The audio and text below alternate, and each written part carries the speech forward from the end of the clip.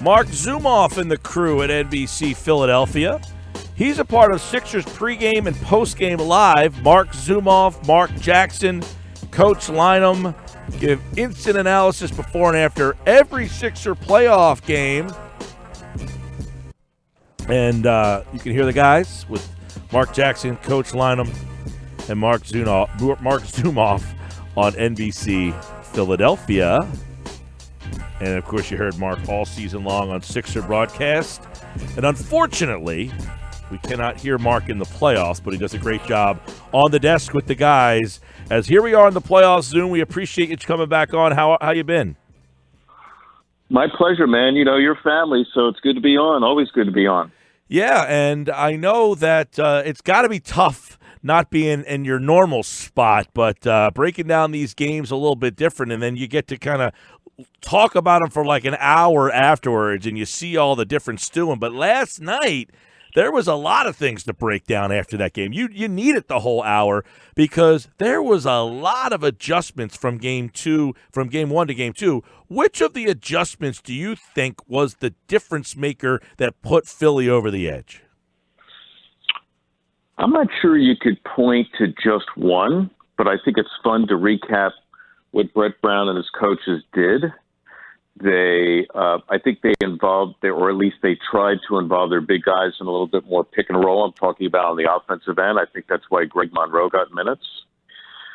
I think they were not as successful as they would have liked in getting Joel Embiid unencumbered in the low post.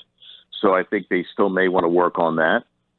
On the defensive end, let me ask you real quick on that. Do you think that's because they want to do a better job of that, or because he just wasn't up for the task last night due to his, illness? Well, I don't know. I mean, I haven't spoken with Joel. I don't know how he felt during the game. I don't know if he's revealed that in subsequent interviews. I don't know. But I do think, but listen, your point is well taken. Maybe he was ready to do the job. Maybe they did what they needed to do, and he just couldn't do it because he wasn't feeling well. That is entirely possible, and I don't know. I haven't followed up on that. And then you have Ben Simmons guarding Kawhi Leonard, and Leonard is so good that he has 30-plus points, and you say to Simmons, job well done. Yeah. And then you had Embiid on Siakam, which I think in some respects had an effect. So, there was probably some other adjustments I'm missing, but all in all, it worked, and they gutted it out and won an ugly game. It was fun to watch ugliness because they won it. Yeah. Now, one of the reasons I was interested to get your opinion, or something I was interested in getting your opinion on, is you're around this team all year, and you've seen all the different incarnations of this roster. Robert and Dario, and then they leave, and then Jimmy's here, and then Tobias ends up coming. You get a chance on the road and up close to kind of see how the team comes together and how fast. Is there more room for this team to continue to grow, do you think? Do you still see them, the intricacies of becoming a team right before our eyes? Well, Mike, I think you grow every day of your life until you're not living anymore. So can a group of guys continue to develop more chemistry? Of course. But I think what you need to do is look and get some perspective and say they've played, 15 games together? Maybe I'm off by a couple, but the point is it's not a lot.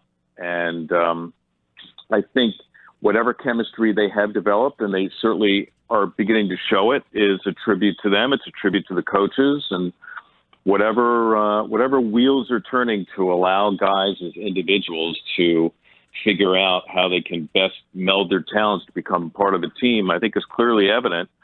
And I think you saw it, a great example of it last night. Marc Zumoff, NBC Sports Philadelphia, part of Sixers pre- and post-game live with Mark Jackson and Coach Jimmy Lynham. Instant analysis before and after every Sixers game, including Thursday night, 8 o'clock. What do you anticipate that Toronto will try to change now after Game 1 and Game 2? That's a really good question.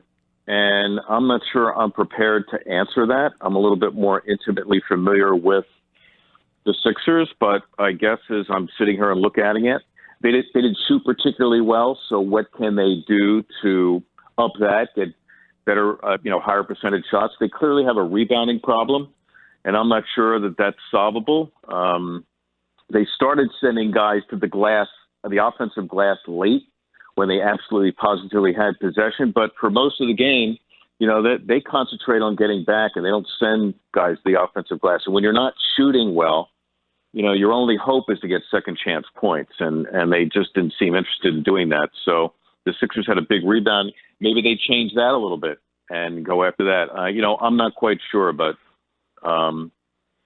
believe me, coaches could find warts in wins, and they could certainly find warts in losses. Yeah, no doubt. Now, I had thought after watching them close out the series against the Nets, and I said, man, if they play defense at this level, night in and night out, which is not easy to do, they can make a deep run. And there were nights in the regular season, late, Atlanta and Orlando and Dallas, where you're like, man, defensively, this team just looks lost sometimes. And then last night you see that. Do you think that they can continue with that level of intensity with all those minutes and play at that level enough to make a deep run? Because it seems like you can't play like that every single night. I think that you can do it in spots. I think they had to do it for most of the night because they didn't shoot particularly well.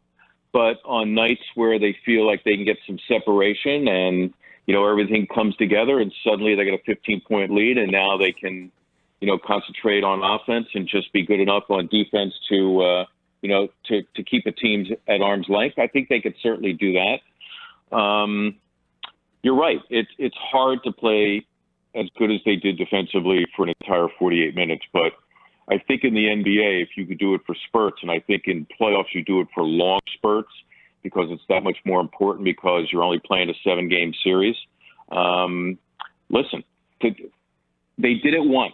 Why can't they do it again? At least they know now that they can trust each other and they can, close a team down and play well on that end. So why not?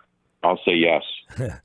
Jimmy Butler, last night, Brett likes to say, he always brings this up, he was the adult in the room. He was the man in the room.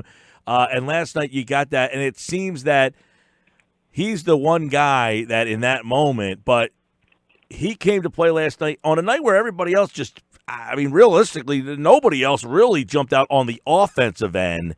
But my question really goes to Ben Simmons in the role that he had, because Butler carried them last night, and Simmons essentially was like, hey, focus on playing defense, and that's your role tonight. Can they get through this series without Ben contributing on the offensive side? In other words, can Jimmy give them more if Ben gives them less? I would like to think so. So, therefore, in the game, you make adjustments and say, all right, we spot something where Ben can contribute more, maybe because Jimmy's not doing it, or, there are other sources of points. Remember, Embiid hasn't been close to his average in the first 2 games. Right. So, I think you expect him to score more than Ben, just in terms of the nature of their games. And don't forget Tobias Harris hasn't shot particularly well. The Sixers are blessed, and that's why their starting lineup is so good, where you have 5 guys on the floor, and then even when they go to the bench, you have 2. And last night he actually tweaked his rotation, and instead of putting 3 guys in halfway through the quarter, he only put 2 guys in.